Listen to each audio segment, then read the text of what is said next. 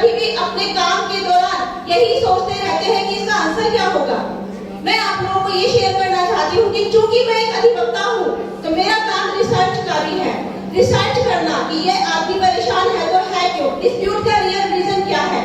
इसके लिए हमारी जो संस्थाएं हैं इस तरह के काम कराती है कि हम सब लोगों को अपने आप से जब लगे कि हम अपने आप में बातें कर रहे हैं तो काउंसलिंग करें, मीडिएशन करें, डिस्प्यूट के रियल रीजन को जाने।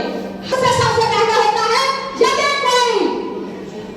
यदि कोई पुरुष गलत नजर से हमारी तरफ देखे, यदि उंगली उठाए तो उसका कौन तोड़ दो, ये मेरी सोच। यदि हम चाहेंगे, यदि हमने किसी ने हमसे मजाक कर दी, जैसा मैं बोला था, हमने मजाक करी और हमने उसको सह लिया, ये समझ के सहा कि कोई बात नहीं, मजाक कर रहा हूँ, लेकिन वो मजाक अब यदि हमने सहा है तो दोबारा भी उस मजाक को बड़ा करके करेगा।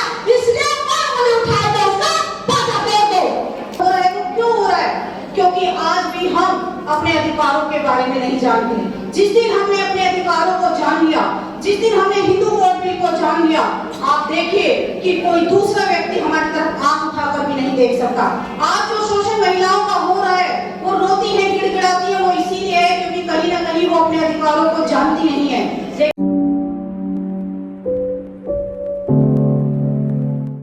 बात कहने का जो मौका मुझे मिला है, इसके लिए मुझे बड़ा ही अपने आप में एक गौरवान्वित फीलिंग आ रही है। मैं भी पेशे से अधिवक्ता हूँ, दिल्ली के अंदर भी प्रैक्टिस करती हूँ, आउट ऑफ दिल्ली भी मैं आती जाती हूँ। मैं केवल यहाँ पर ये आप लोगों के साथ शेयर करना चाहती हूँ कि हम यहाँ पर खड़े होकर अटैक की बात कर रहे हैं। अटैक, पर्सनैलिटी अटैक क्यों होता है, ब्रेन हैकिंग क्या है, माइंड ट्रैपिंग क्या है, क्यों इस तरह की घटनाएं हमारे साथ की जाती है कि हम उसमें उलझकर रह जाते हैं, इस तरह से उलझ जाते हैं कि हम डिप्रेशन में रहते हैं या एंजाइटी में रहते हैं, या कभी भी अपने काम के दौरान यही सोचते रहते हैं कि इसका आंसर क्या होगा। मैं आप लोगों को ये शेयर करना चाहती हूँ कि चूंकि मैं एक अधिवक्ता हूँ तो मेरा काम रिसर्च का भी है। रिसर्च करना कि ये आदमी परेशान है तो है क्यों, डिस्प्यूट का रियल रीजन क्या है। इसके लिए हमारी जो संस्थाएं हैं इस तरह के काम कराती है कि हम सब लोगों को अपने आप से जब लगे कि हम अपने आप में बातें कर रहे हैं तो काउंसलिंग करें, मीडिएशन करें, डिस्प्यूट के रियल रीजन को जाने। हर जो भी हमारी प्रॉब्लम होती है हम उसे कभी भी डिस्प्यूट में कन्वर्ट कर देते हैं। हमारे घरों में डिस्प्यूट क्यों है, अनपीसफुल एनवायरनमेंट क्यों है, इस पर रिसर्च करें और काउंसलिंग को प्रेफर करें।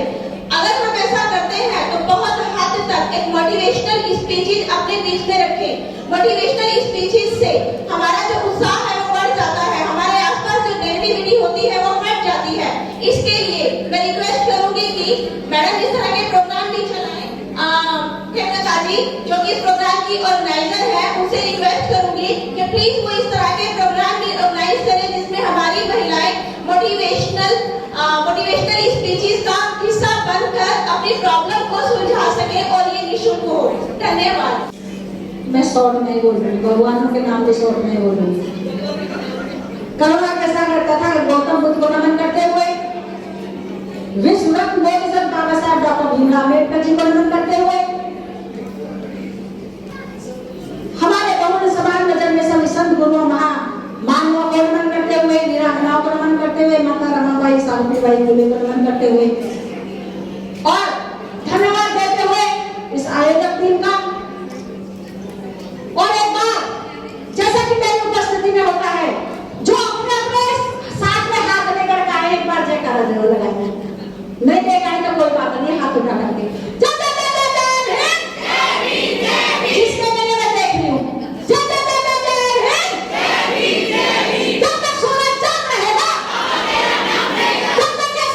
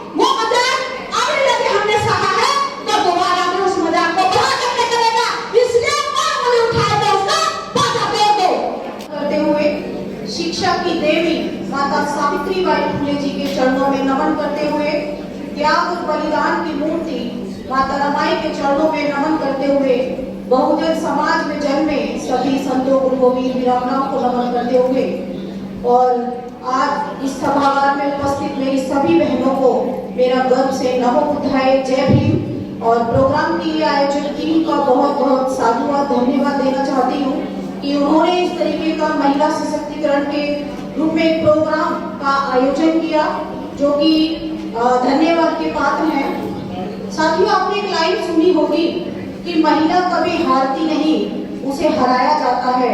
दुनिया क्या कहेगी, समाज क्या कहेगा, उसे डराया जाता है। आप सभी लोगों ने ये सुना होगा, क्योंकि आज भी इस आजाद भारत में महिलाओं की स्थिति बद से बदतर है और स्पेशली बहुजन समाज की महिलाओं की। आजादी को 75-76 साल हो गए, लेकिन स्थिति आज भी नहीं बदली। महिला सशक्तिकरण की नींव हमारे महापुरुषों ने रखी, चाहे वो तथागत बुद्ध हो, चाहे ज्योतिबा फूले हो, चाहे वो डॉक्टर बाबा साहेब अम्बेडकर हो, जो संविधान के माध्यम से भारत की प्रत्येक महिला को नारी से आड़ी बना करके गए हैं। उन्होंने कहा, मेरी बच्चियों, तुम्हें किसी के सामने हाथ फैलाने की जरूरत नहीं है, तुम्हें रोने गिड़गिड़ाने की जरूरत नहीं है। मैं संविधान के माध्यम से सारी तुम्हारी गुलामी की बेड़ियों को काट कर जा रहा हूँ। तुम अपने अधिकारों को जानो और उन्हें पाने के लिए संघर्ष करो। लेकिन क्या हमने आज अपने अधिकारों को जाना? हमने आज तक नहीं जाना। आज भी जो शोषण महिलाओं के ऊपर हो रहा है, वो क्यों हो रहा है?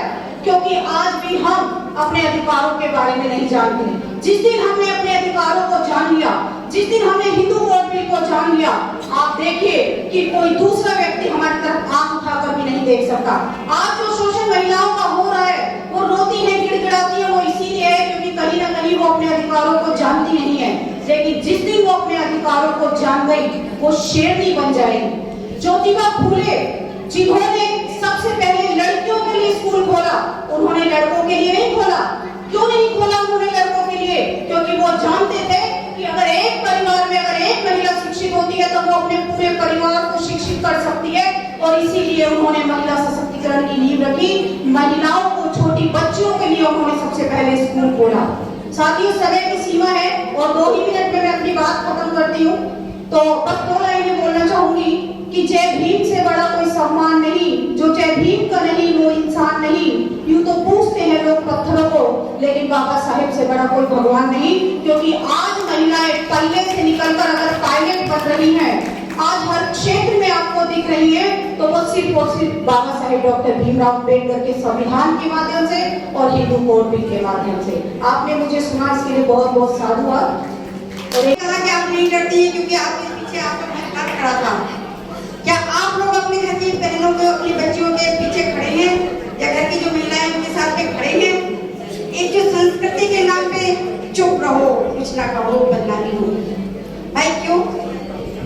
अधिकतर जो जितने भी मतलब उत्पीड़न होते हैं, जितने घर की 4 दीवारी के बाहर होते हैं, उतने ही उससे कम कहीं भी नहीं होते घर की 4 दीवारी के अंदर, जिनमें हमारे बहुत अजीज, बहुत करीब रिश्तेदार, मतलब मैं आंकड़ों पे बात कर लूं, और उन लोगों का इन्वॉल्वमेंट होता है। और जब शिकायत भी होती है कि वो जो है मतलब तो उसको चुप करा दिया जाता है, नहीं बेटा चुप रहो, बहुत घर से शिकायत, चुप रहो, क्यों चुप रहो? जैसे जैसे बाहर और लोगों में बात जाती, नहीं बदनामी, घर की बदनामी होगी, परिवार की बदनामी होगी, समाज की बदनामी होगी। कितनी अजीब बात है, बदनामी होगी उसके लिए एक बच्ची क्यों चुप रहे, एक महिला क्यों चुप रहे? कि इसके क्या ठेका सिर्फ महिलाओं ने ले रखा है?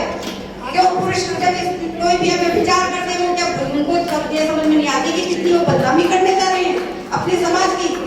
तो आप लोग ऐसा ना करें। अगर बच्ची के साथ कोई बच्ची अगर अपनी परेशानी बताना चाहती है तो उसको सुनिए, क्योंकि अगर एक बार आप चुप रह गए तो बार बार होगा।